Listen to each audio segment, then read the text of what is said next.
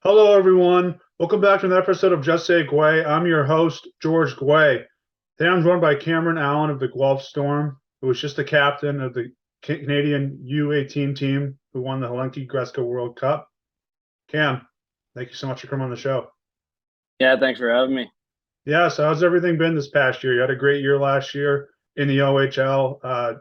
The captain of a team that won an international tournament, a very important international tournament as well. It's your draft year. How's this all been?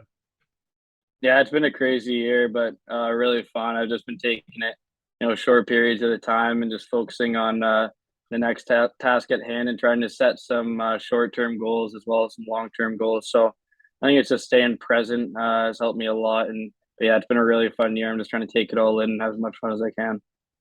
Great way to look at it. So let's backtrack. Could you just talk about where you're from, what the hockey culture was like? Maybe some teams you looked up to, maybe some players as well. Yeah, well, I'm from Toronto. I grew up playing for the Toronto Nationals, and I had some great coaches there. Joe Latham, Brett Puncher. They were my coaches growing up, and just yeah, I stayed with that team the entire way and built some great relationships on that team, and that's really where I kind of learned some leadership qualities and just a lot of skills within working with the team, and that's kind of where it all started for me. So yeah, moving on to the OHL was a pretty nice transition. It wasn't always easy, but just I was lucky to have a lot of first year guys with me, 04s and 05s that kind of helped make that easier, and just such a great squad that we got on Guelph, and yeah, everyone kind of helps each other in tough spots, and we have fun together as well, and enjoy every practice, every game. So I've loved it so far. I'm so fortunate to be in Guelph with such great coaches and staff around me as well that have just helped make all of it so easy. It definitely sounds like a great experience, and you're really playing well. So I got to ask about Toronto, and I have family up there. So I want to ask, is it cool seeing the culture of the city transform a bit with sports? It's such a rich hockey culture, and it probably was mostly that when you were growing up. You see the Raptors win the championships; they're contenders now. Uh, Austin Matthews has taken the league by storm. You see Vladdy Jr. has become one of the top young players in Major League Baseball.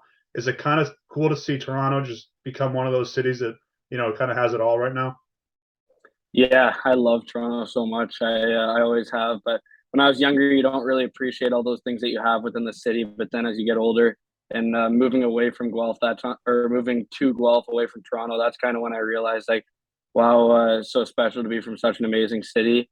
And I used to despise the Leafs. Actually, I was always a Habs fan, but more recently, I've really gotten into Leafs hockey a little more, just kind of supporting the city as well. I'll always be a Habs fan and loyal to them, but there's a special place in my heart now for Toronto, so I've become a bit of a Leaf fan as well. But yeah, I think it's so fun going to Jays games and all that. I've never been to a Raptors game.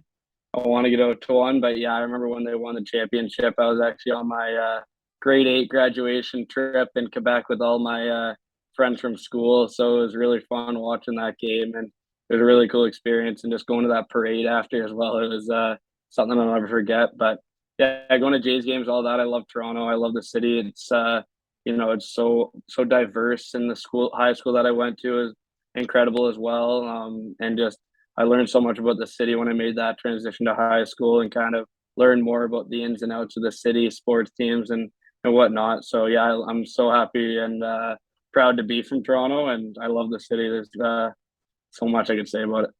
Yeah, definitely. No, I've been there a few times. Can't say enough good things about it. I don't think you can go wrong with the Habs or the Maple Leafs. I have a lot of family in Quebec, and you can just feel how great the tradition is with the Montreal Canadiens, and hopefully they Oh can, yeah. hopefully they can build the team back up so that rivalry can, ignite again. So just take me through what's the key to having such a strong season in the OHL. I don't know a whole lot about the OHL, but I do see a lot of guys in college hockey. They come from wherever, and they do struggle their first year. Some people definitely do pick it up their first year, but not everyone. What's the key just anywhere to having a great first season? I think the biggest transition that you have to be ready for is just the heavy schedule. I wasn't used to playing that many games and practicing every day. In minor hockey, it's a much lighter schedule, but I think it's just you have to love the game and kind of love showing up to the rink every day. There's obviously going to be days that you feels like a burden to get up and have a hard practice, but those are the days you got to grind through, and you just got to appreciate the reason why you're there, and be feel fortunate to be there and stuff. And I think it's just looking at it at the bigger picture, and just all the work that you've put in has gotten you to that point, and just not letting anything stop you when it comes to moving forward and improving your game and having success within the league. And sometimes there were times last year when you worry too much about points. I know I was in there for a few games, and you're like, "Oh, why am I not getting any points?" Really, it's a team. You got to be team oriented, and that's when all the success comes. All the points always happen to come at the times when you're not pushing it and you're not just going for goals and assists. You're just working with the team, and that personal success will all come. So I think it was just kind of, loving every day and focusing on playing a team game, and then that personal success obviously came, and I was fortunate enough to have that. But yeah, it's all thanks to my teammates. Such a team game that they'll help you if you help them. So it was a great atmosphere we had with the team, and just learning to play within a group like that really helped me. Yeah, for sure. I like how you give credit to your teammates. I love how hockey players do that all the time. And especially, I think it's great that, it seems like you didn't want to chase points, but it just shows that you expect big things out of yourself. And that's what leads to success on the ice. So just take me through this Hlinka Gretzky team. What's it like forming a team for that? I've come to terms with knowing how the World Junior teams form. They have their camps, but is it kind of the same thing? Yeah, it's a little bit on a little smaller scale, just because you don't have all that exposure to Hockey Canada yet. Once you hit that World Junior stage, they were able to see a lot of you before then. And for this, we just had that one selection camp where we were able to show off our talents and stuff. And they obviously knew who we were before then, but that was just, they only have that small period of time to see us. So it was kind of, I know it was tough for a lot of guys. There were a lot of amazing players that didn't make that team. And I think it just speaks to our coaches that were able to put together a real team, and it wasn't all based off skill. They said they're not going to make an all-star team. They're going for a team that's going to win a championship, and I think they did a great job with that. It can be difficult in those environments just because there's so many guys that are the top guys on their team for their age, and then they show up to this team and they might be playing a fourth line role, and it's a little different for them. But I think credit to our team, all the guys did a great job of accepting their role, even if they weren't happy with it at the start of the tournament. By the end, when it really mattered, everyone gelled together and accepted what they needed to do to help the team, and it worked out in our favor for sure. And yeah, I was so proud to be on that team with all those guys. It was a great group of people, staff and everything made us feel at home for that. It was a long 3-week period, so everyone grinded through it together, and we got the results we wanted. But I think it just speaks to everyone's character, how everyone accepted those roles, whether they were first or fourth line, power player, penalty kill, and yeah, just all that. It was impressive. Yeah, for sure. Definitely a historic team. So I actually interviewed Colby Barlow, who played with you not too long ago in this tournament. And what I want to ask is, I talked about this with him, is that with these Canadian teams, talent is never a problem. There's so many guys that can make these teams. Like you said, so many people who, didn't make the team that definitely could have. Maybe if they're playing for a different country, they definitely would have made the team. What do you think it was about this group that made you guys gel so quick? Because you guys definitely don't have a lot of time.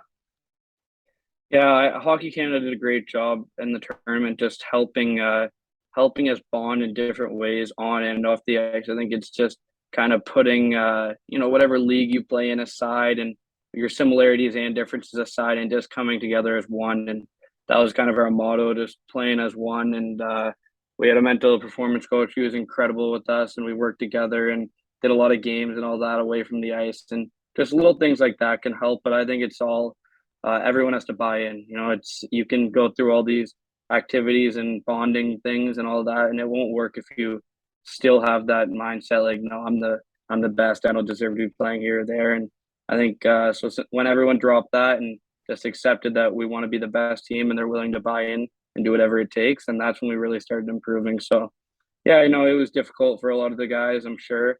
But yeah, just everyone together kind of, put their differences aside, and we all work together to be one. For sure. So, a lot of people in Canada, they grow up hoping to wear the Canadian jersey one day at some point. But you were also lucky enough to, I shouldn't say lucky enough because you earned it, but you wore the captain C on your jersey. Just take me through, what was that like?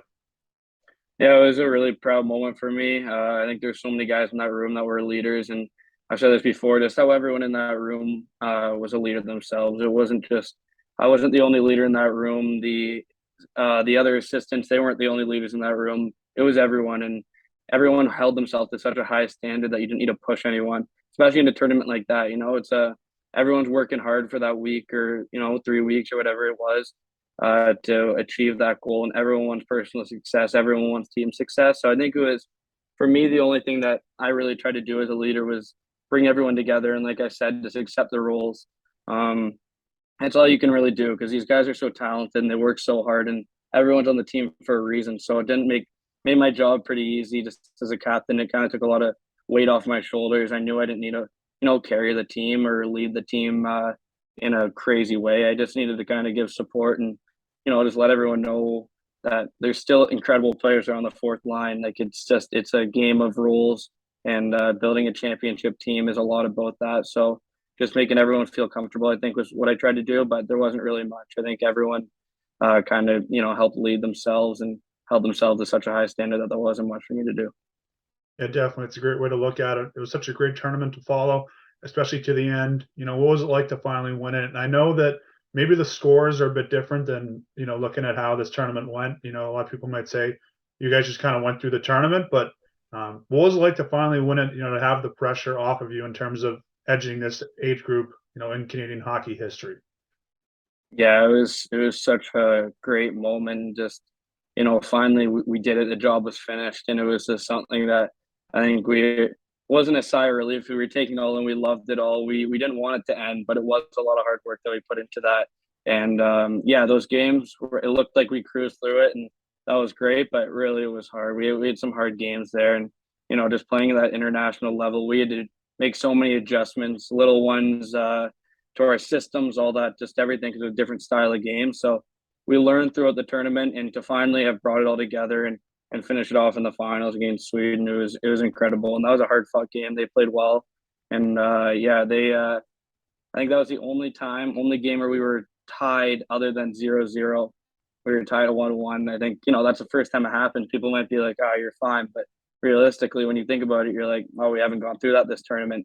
So that was something we had to overcome as well. And in between the first and second, we were like, yeah, they're a good team. They're going to come strong. But we've prepared our whole life for this moment. And I think so after that, the team came together and working. So overcoming that, as small as it may be, it was a little obstacle for our team and maybe a little moment of hesitation that we might have had. So overcoming that is just another sigh of relief for something that we can be proud of as well. So yeah, it was an incredible feeling. Yeah, I think it's good that you guys had that adversity of the tie, in the championship, but it's never easy, and I think that's the place to overcome the adversity is the championship and finally finish the job. So I know you guys settled down a bit. You got the job done, like you said, but just a few weeks later, Kent Johnson scored the game-winning goal for the World Junior team in Canada. Just did that kind of ignite a spark again in your group, saying, "Hey, guys, we have to do this again"? Yeah, well, watching that, I think everyone was watching that at home, and guys were texting that group chat and just saying like, "Wow, did you see that?" And I think everyone watching that stage at the World Juniors is incredible and something that we've wanted to do since a little kid. So yeah, it's great that we got to play in that U18 Hlinka tournament. It was such a great experience, but we all want to go there. That's kind of everyone's goal, and I think everyone's short-term goal now would be to make that team in the next couple of years. So I think everyone's fired up to hopefully get an invite to that and battle for a chance to make that team. But that's ultimately the goal when it comes to Hockey Canada is making that, and then maybe one day making the Olympic team. But for now, it really is just focusing on that World Junior team. And I think it puts butterflies in my stomach just thinking about it. Hopefully, it's something I can be a part of at one point, and I'm going to work my hardest to get there because that'd be incredible. Yeah, definitely. It's definitely something to look forward to. I think it's great how much this tournament has become and how significant it is. It's something that I enjoy seeing too, just because a lot of guests have played in it, and I think that you definitely have a great chance at doing that as well. So just take me through. This is your draft year. Does it feel a little different? What are you trying to accomplish? I know the draft's so far away, and a lot of guys I've interviewed who are prospects, they don't really want to talk about it as much. But what are you trying to work on? I just want to be able to step into a bigger role with the team and just excel in that position. And I think just like I said before, staying with a team-oriented style of game is just the way to go. and everything else will follow. All I want to do is whatever my team needs from me in that moment, I'm going to do, regardless if it means get points or sit back and defend and kind of finish off and close a game, or shut a game down and just keep the lead. So any type of game that we're in, I want to be able to play in and help my team. So if I focus on that each game, I know I'll be fine, right? It's just a game. It's what I've been doing. I just want to go out and play and work my hardest. I'm a competitive guy, and that just happens naturally. So, I think, yeah, not worrying about the draft, just worrying about how you play each situation, each game, each shift, all that'll get you there. It's not looking ahead. It's more just focusing what you're doing right now. What is it getting you closer to where you want to be? And so I think if I focus on that all year, I'll be fine, and everything will take care of itself. Yeah, definitely for sure. So I just want to ask about the defenseman position. It seems like since I've been growing up, and I think you probably noticed this change too. At the beginning of probably when you're growing up, it was about the shutdown defensemen like Shea Weber, Zdeno Chara, Victor Hedman. I know Hedman's still going strong, but now it seems like it's more about the defensemen who put up points like Makar, McAvoy, Adam Fox. Is that something that you kind of had to notice, you had to adapt to grow your game, or is kind of a defenseman who's put up points been something that you've been about in most of your time? Yeah, my entire life, I started off as a forward and went back to D, and I'd say, overly offensive. Every time I got the puck, I wanted to rush it. So I think I've actually stepped back into more of a defensive role, and I'm okay with that. I think I've lost a little bit of the offense that I might have had a few years ago, but I think it's really actually helped improve my game, and I think I've become a lot more reliable defensively, and that's something that I want to continue to do, because to transition to the next level, you got to be able to stop the best. So that's what I'm working on a lot right now, is just the defensive part of my game, because I have those offensive instincts that I know I can use in the game, and I'll continue to use those and make sure I don't lose any of that. So I think contributing to offense and defense is just, that's the new game. Like, you want a defenseman that can jump in and be that fourth forward for you and stuff. So you look at Makar, he does it the best, but there's so many guys in the league now that are implementing it. I think if I can just be a shutdown defender that can also join the rush and help, create a little offense and be there for my forwards as well, that's just a huge bonus. So yeah, I keep working on that and kind of implement the new wave of defensemen like into my game. I think I already have quite a bit of that, but I also want to keep that defensive role, that physical role, all that. So I think it's just, I want a well-rounded game. I want to be able to play any scenario, any situation in the game, like I said before. And yeah, that's my goal for this season, and kind of where I want my game to be in the rest of this year and a few years from now as well. Yep, definitely great goals. Definitely a great way to look at it. And I think playing like that will definitely pay off next summer. Cam, thank you so much for coming on the show, and best of luck preparing and playing this year, obviously, but preparing for next year's draft. Yeah, thank you very much. Thanks for having me. All right, have a good one. All right, take care.